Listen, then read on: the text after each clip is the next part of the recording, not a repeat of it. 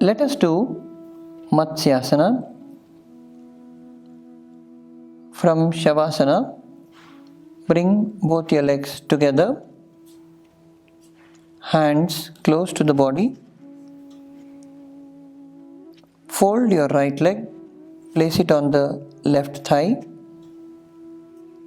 Fold your left leg and place it on the right thigh, bringing them into Padmasana.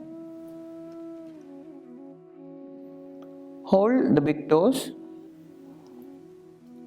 Press your hands down so your elbows are touching.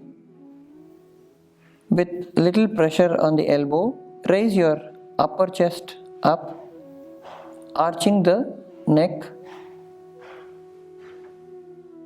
Ensure that the crown is touching the mat.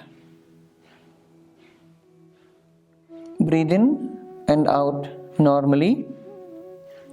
Hold the posture for a certain number of breaths and relax. Release the neck, drop the back down, release the hands, stretch both the legs forward and rest in Shavasana.